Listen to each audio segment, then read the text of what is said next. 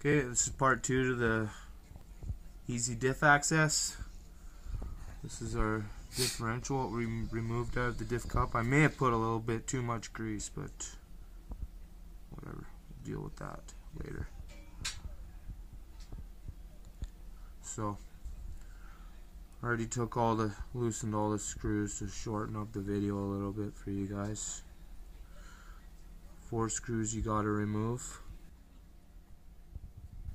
This is the Vaterra Halix. Like I said, out of the box, this had absolutely no oil in it. I went ahead and put some differential oil in there. Here's this O-ring. You want to be really careful with that O-ring. If it can get stuck up in here with grease, and some guys won't see it and they'll go to put it back on and it won't go on properly, and it'll cause you problems down the road.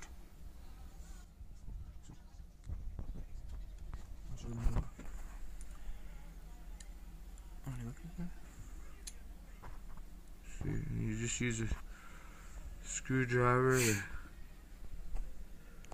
get the parts out.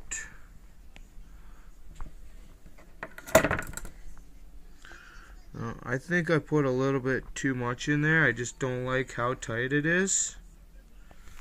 So I'm just gonna remove some of the diff oil.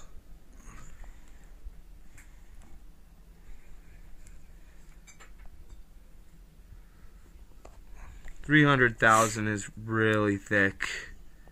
It's just what I had available though, so I'm gonna use 300,000. I'm gonna just try it out and see how it works. I got some other stuff on order, try different weights, cleaning it out, trying different weights. Now that I know how easy it is to get at this, I'll probably try a lot of different things with it. And if you want to, you can just get right in here. All these gears, everything slides out of here, and you can take everything out, clean it with WD-40 and put it all back in there with new differential oil to try the different weights and whatnot. See what works best for what you want to do. And they still call that oil, eh? Yeah, diff oil. Silicone differential oil is what they call it. Super thick. Super thick. I think the highest I've ever seen it go up to is 500,000. And it almost looks the same as the lithium, the white lithium grease that's on the outside here. Yeah, the white lithium. So I don't know if you can tell, but there's actually a little bit of a difference between those two. They are different. They feel a lot different too. They look different, feel different. Okay, so just put this O-ring back on. The screw, it pushes in there to go around the screw hole. You can see when it's all flush. This O-ring should be flush with the plastic outside. You'll be able to tell easily just by looking at it if it's proper or not. You can tell. See how it's nice and even all around. There's no kinks, no gaps. You can tell that the housing's gonna go back on there real nice.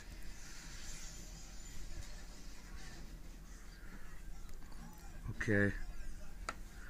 Now to put the gear back in, there's a little pin here. There's a little pin here. If you guys want to take this pin out, the pin comes out and you can slide the diff out. But I'm going to just be quick. There's no need to take that out for doing maintenance, for doing differential maintenance. You don't have to take that all apart. On the back of the gear, you can see where the gear has to go down on top over the pin.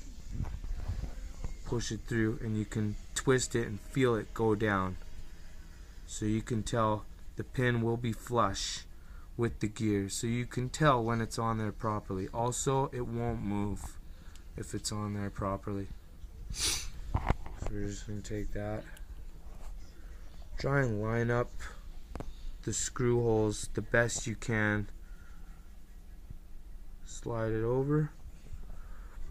You can go like that to line up the screw holes, and then just go ahead, put all the screws back in, tighten them all back down, and you're good to go. And then you can tell from the first video on how to put it all back together. Put your rear bumper assembly back on, and you're back and running.